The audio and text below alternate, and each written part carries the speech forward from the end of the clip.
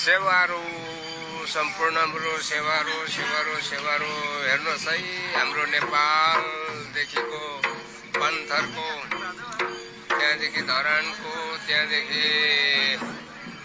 यता याङरोपको, अनि त्यहाँदेखि कालेबुङ, दार्जिलिङ, त्यहाँदेखि के भन्छ डुवर्स, त्यहाँदेखि यता के भन्छ उयो बागडोग्राको नाचिरहेको छ परै। सेवारो सेवारो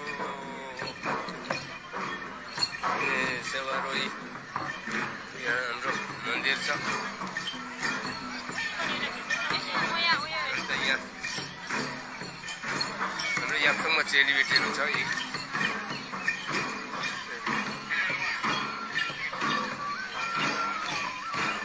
हाम्रो बेली भाङसामहरू यहाँ यति बेसी हुनुहुन्छ। सबैलेको पिसाङ्नु किताब बेली भाङसामहरू हुनुहुन्छ। सबैजनालाई सेवारो गर्दै सेवारो सबैजनालाई सेवारो। सिक्किम सरकारका भवन तथा आवास मन्त्री माननीय श्री सेवारो आम्बोय साथै उपस्थित सम्पूर्ण विशिष्ट अतिथिगण महानुभावहरू, सम्पूर्ण प्रतियोगीहरू, टाढा टाढाबाट पाल्नुभएका पाहुनाहरू र यहाँ उपस्थित सम्पूर्ण गण्यमान्य व्यक्तित्वजनहरू, यागराङ सिंह पनि भन्छ, यागे सिंह भन्छ, पेगे सिंह पनि भन्छ। यहाँ हाम्रो बिबी सर हो। ओखलीमा के बोल्दैछ कोनी? क्लोजिङ सेरेमनीमा हार्दिक स्वागत तथा न्यानो अभिवादन। सबै आउनुहोस्, जोडिनुहोस् मसँग। खालि एकजना को हाम्रो आजको विशेष क्लोजिङ भाइ, मेरो भाइ बागडोग्राको टिमले पनि उनीहरूको नाच बिसायो। र अति आदरणीय प्रमुख अतिथि महोदयलाई म खदा साथै पागा अर्पण गरेर स्वागत जनाइदिन हुनको निम्ति म हाम्रो आयोजक टोलीलाई हार्दिक अनुरोध गर्दछु। हाम्रो अतिथि पनि आइपुगेछ।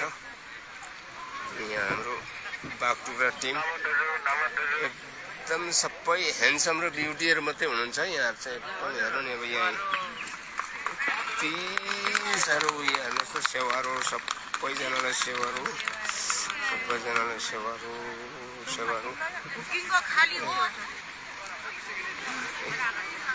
हाम्रो सरहरू हुनुहुन्छ। नियरा प्रोडक्सनद्वारा आयोजित यो 10औं सुखिम चासोक्तोङ नाम पर्व 10 दिने भव्य पर्व हामीले आयोजन गरेका थियौँ विगत 18 दिसम्बरदेखि र आज 27 दिसम्बरमा आइपुगेका छौँ र आज 10औं दिन हो। साथै आज हाम्रो यो समापन कार्यक्रम पनि हो र यस समापन कार्यक्रममा उपस्थित सम्पूर्ण विशिष्ट अतिथिगण महानुभावहरूलाई पनि खदा अर्पण गरेर सेवा हाम्रो गाउँले पनि आइपुगेछ। हाँसिरहेको छ। यहाँ हाम्रो मेरै घरदेखि माथिल्लोपट्टि चिया खानुहुँदैछ, नुन लागेको रहेछ।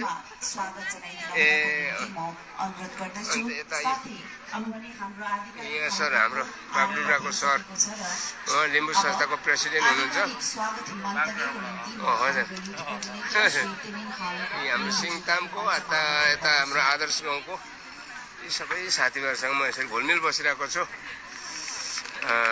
भन्दै हजुरसँग बिदा लिने। सेवारो हेलो सम्पूर्णमा सेवारो। यहाँ रानी पुलको 10औं चासोक्तोङ नाममा यहाँ मन्दिरभित्रको कार्यक्रम हुँदैछ, पूजापाठ हुँदैछ। यहाँ अहिले हाम्रो हेदाङमा साम्बा र येबा सबै बसेर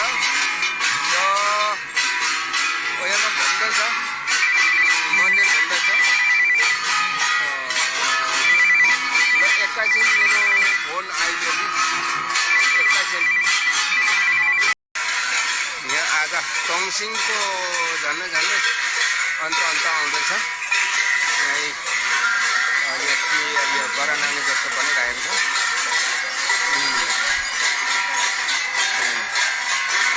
जोडिनुहोस्। यतापट्टि काँड धनु पनि बोक्ने मान्छे काँड लिएर तातिरहेको छ। आउनुहोस् हेर्नुहोस् सम्पूर्णमा सेवारो भन्दै यहाँ लाइभ गरिरहेको छु आउनुहोस् जोडिनुहोस् है hello hello hello hello hello सेवारो सबैलाई सेवारो भन्दै यो लाइभ यहाँ देखेर आएको यो रानीपुल इस्ट सिक्किम देश विदेशमा छरिएर बस्नुभएको सम्पूर्णले हेरिदिनुहोस् यो जग्गालाई रानीपुल टार पनि भनिन्छ टार भन्नु लिएर चाहिँ यहाँ पुरा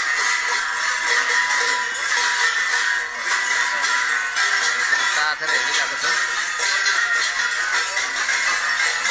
यहाँ हाम्रो यो चाहिँ थियो भने हाम्रो पहिलेको पुर्खाहरूले यस्तो गर्थ्यो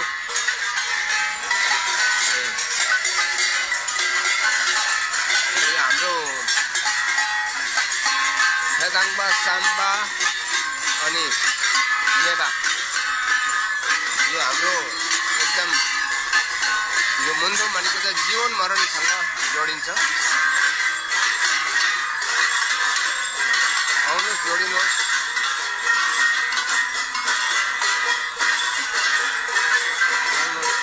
जोडिनुहोस् हेर्नुहोस् सम्पूर्णले हेर्नुहोस् यो माग्नुहुन्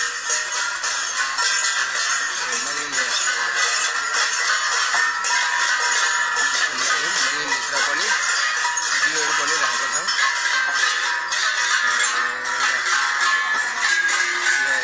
यहाँ पतङ्गहरू नाचिरहेको छ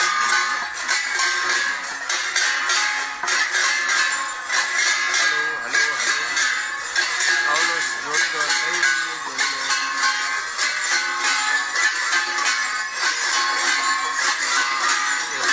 कार्यकर्ताहरू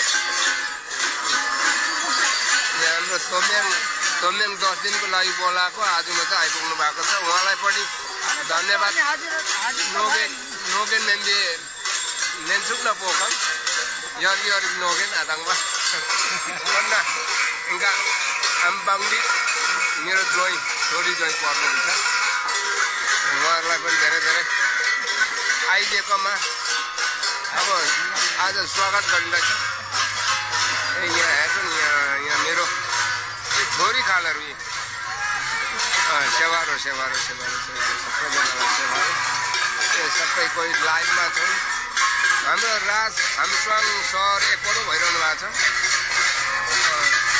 मन्त्रमुक्त भइरहनु भएको छ हाम्रो आज छ घाँटी पनि छोड्दैछ घाँटी दुख्यो क्या हिजो साह्रो गीत गाए जस्तो छ उहाँ बल्ल बल्ल बल्ल एकजना जोडिनु भयो तपाईँलाई धेरै धेरै धन्यवाद तर यहाँ नाम आएको छैन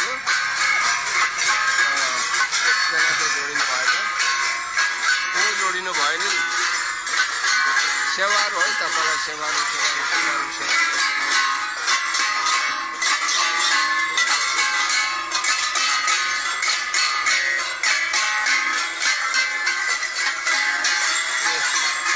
जेमानीहरू पनि हुनुहुन्छ जेमानीहरू पनि हुनुहुन्छ लेबाहरू हुनुहुन्छ साम्बा हुनुहुन्छ फेदाङमा हुनुहुन्छ फेदाङबा हुनुहुन्छ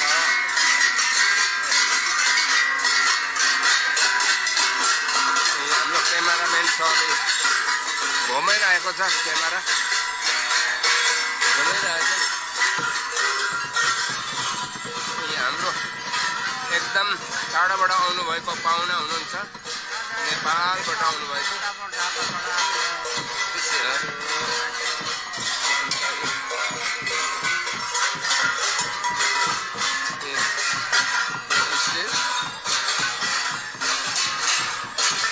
यहाँ हाम्रो नियारा प्रोडक्सन अब उहाँले नचिने त को होला र अब पनि मैले देखाएँ